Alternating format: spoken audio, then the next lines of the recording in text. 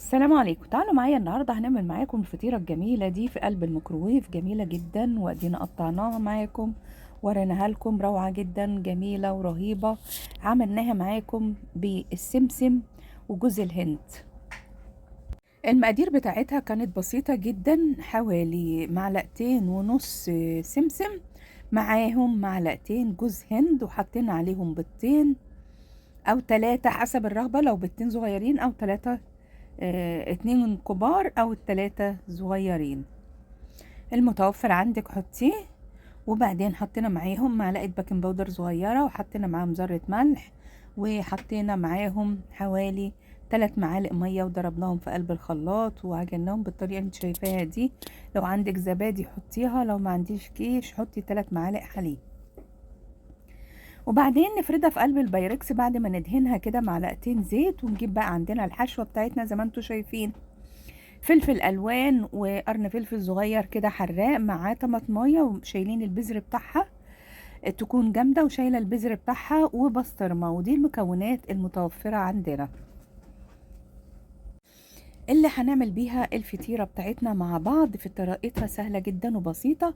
طبعا كل المكونات بتحطيها في قلب الكبه وتفرميهم مع بعض، وبعدين تدهني البايركس بتاعك معلقه زيت زيتون، وتروحي حاطه عندك وضغطه عليها بالمعلقه وفرداها. خلاص كده فردناها. نبدأ بقى نحط الحشوة بتاعتنا مع بعض. كمية الجبنة الميكس الجبنة ده، الجبنة الشيدر حاطة معاها جبنة تركي عشان يسيحوا كده ببعض، ويبقى طعم الجبنة كده جميل جدا ورهيب. حاولي بقى تخلي ميكس الجبنة بتاعتك كميتها حلوة كده، عشان تبقى معاكي غزيرة وحلوة، وطعمها ونكهتها روعة جدا وجميلة. خلاص كده انا عملتها. معلش انا بلبسش جوانتي بقى ايه، نعمل الصبح كده فطارنا بسرعة بسرعة. برضو قلت اشارككم الفطار بتاعي جميل جدا رائع ورهيب. ابدأي بقى حطي الفلفل الالوان والفلفل الحراق، يعني وزعي كله كده عشان خاطر تبقى غنية، وكلها يبقى نكهتها وطعمها جميل.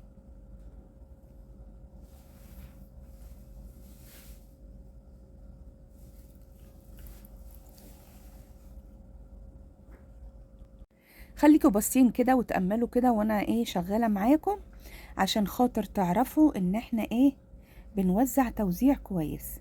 اهم حاجة في الفطيرة دي التوزيع. طبعا الفلفل الحرش حاولي توزعيه عشان مبقاش كله في حته واحده. طبعا كل ده انا ببقى شايلاه في قلب الفريزر مبرد، مقطعاه وشايلاه. وبرده يلا البسطرمه كمان، دول شريحتين بسطرمه بس، ومقطعاهم كده قطع صغيره. وزعيهم توزيع كويس، في الاخر هيبقى عندك النتيجه روعه جدا وجميله. وتفضلي بقى ترصي كده لغايه ما توزعي الكميه بتاعتك كلها.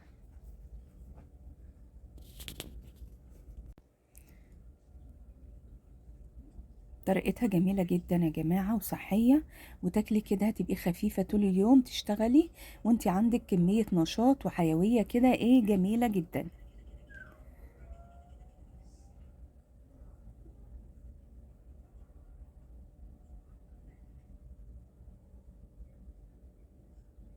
حطينا برضو حبة جبنة حلوين كده على الوش.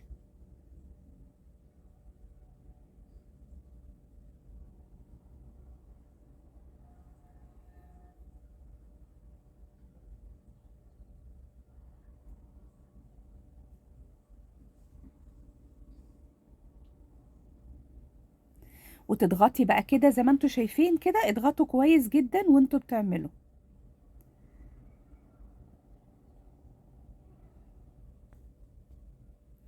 انا بصور لكم اهو، الشغالة بتعمل وبتكبس وانا بصور لكم، متابعة معاكم الموقف حتة حتة. خلاص كده استوت، وبعد ما استوت طلعناها بقى من الميكروويف، كمان قطعناها، وكل واحد كده حطينا له في طبقه كده ايه الاورنجي الجميل ده، القطع بتاعته، عشان يفطر اكل صحي جميل مفيد مغذي، قيمة الغذائية عالية، في كل الفيتامينات من مغنيسيوم وكالسيوم وفيتامينات روعة جدا جدا.